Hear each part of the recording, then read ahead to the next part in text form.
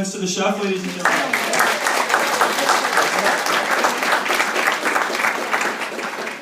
I don't think anyone enjoyed it more than Dan Cummings. That was actually his first meal this week that didn't come out of a can.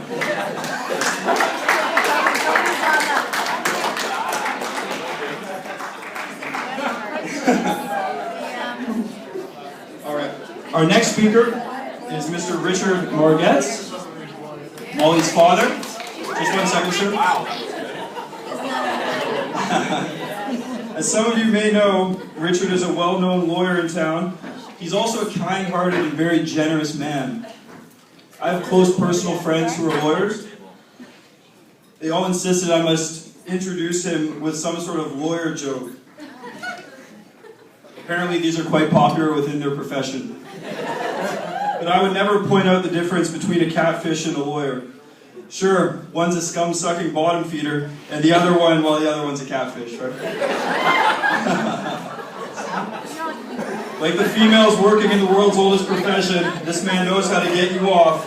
And if he is as good of a lawyer as I've heard he is, this might drag on a bit. Ladies and gentlemen, the incomparable Mr. Richard Margetts.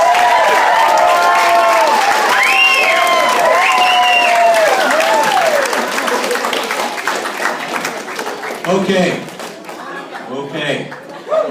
Now, it's been said that a lawyer with a microphone and a captive audience is a dangerous thing. But I can assure you, not anywhere near as dangerous as Tyler appears to be.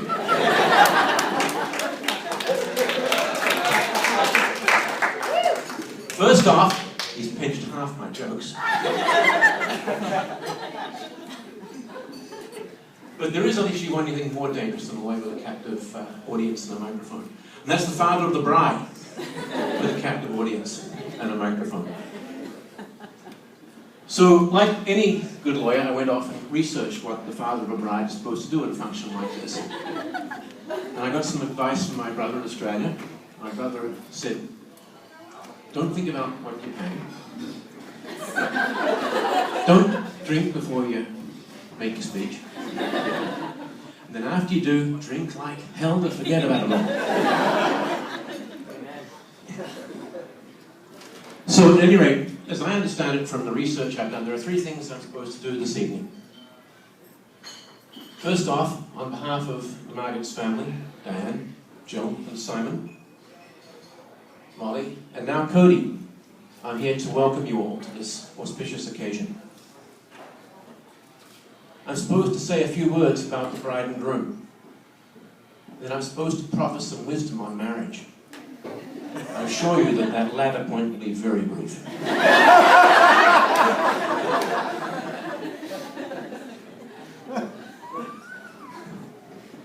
After that, I'm supposed to, and there is some debate about this according to the books that I've read, propose a toast. Some say I should, some say I shouldn't. In my book, any excuse for a drink is a good one. This is definitely a good one, so I do propose to make a toast. How come I don't see what's going on here? So first off, I'd like to welcome all of you to this evening's occasion. I'd especially like to welcome the Fitzsimmons family, Cody's family. Many of you have travelled some distance to be here, I understand, and it's greatly appreciated, and we're much loved by you for being here. I'd like to also thank, although Tyler did steal some of my thunder on this point, other guests who've travelled from some distance. I know that there are at least 2 people here tonight from Australia, Ronnie being one. Guess who the other is? Without that, it wouldn't be possible. So, generally though, I'd just like to say welcome to all of you. We're very pleased to have you here to share the evening with you. And it's wonderful to see you all, especially so many old friends from Molly's past who I haven't seen for so long. That's the first strike. I'm going to tell them about the 3 strikes of life too. So the second thing I'm supposed to do is to give you some background on Cody and Molly. And let me start by warning Cody about Molly. Stern but fair. Well, are you sure that's Molly? Just two little stories from Molly's past that I think say a lot about her. One of them I remember very clearly. It was one Saturday morning. It was about 7:30 in the morning. And Molly had gotten up early and was downstairs, and she was scribbling away at the kitchen table. And Simon came down and said, Molly, you're not meant to draw on the table. Molly looked at Simon and said, I wasn't. Simon said, Molly, you were. I saw you were drawing on the table. You've got to tell the truth. Which Molly quickly responded, truth is not for kids.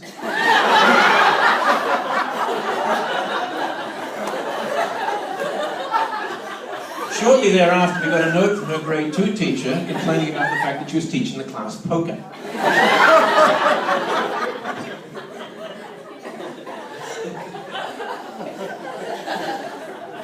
So all my advice to you, Cody, is this: don't blink or you'll lose.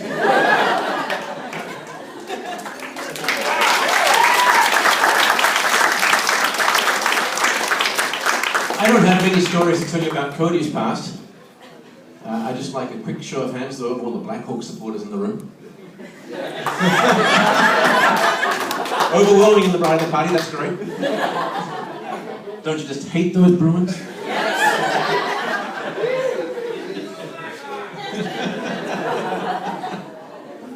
I can only tell you what I feel about and what our family feels about Cody. It's real simple. He's a good man.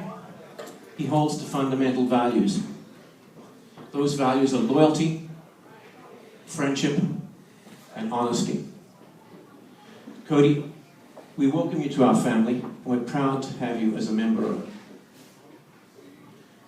Diane and I both see the pair of you as a magical couple. Now to offer marriage advice. You'd think I'd know after 35 years. Marriage, it's said, is a meeting of a couple's mind. It's a meeting of a couple's soul. Marriage is not about one or other of you. It's about the pair of you. You tend to it. You show that you care. You be prepared to share and compromise your future together. If you do that, your marriage will flourish and blossom. Marriage is a labor of love, and if you labor at it, you will maintain the love and friendship and the strength of feeling that you have today for one another. That I know from my own experience. And I hope and I pray that you have the same wonderful relationship as Diane and I have. So, now that I've passed on, without any fee I might point out, always under all that, the secret of success to a happy marriage. There's a lot of others.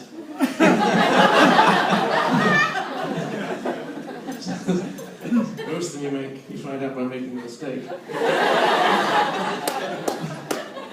So with that being said, I'd like to all stand. I can get my glass of wine.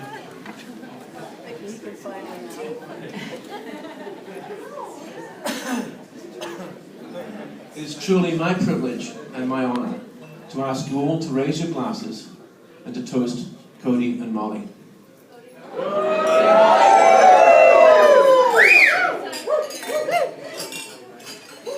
Tyler, just pass the puck back to you.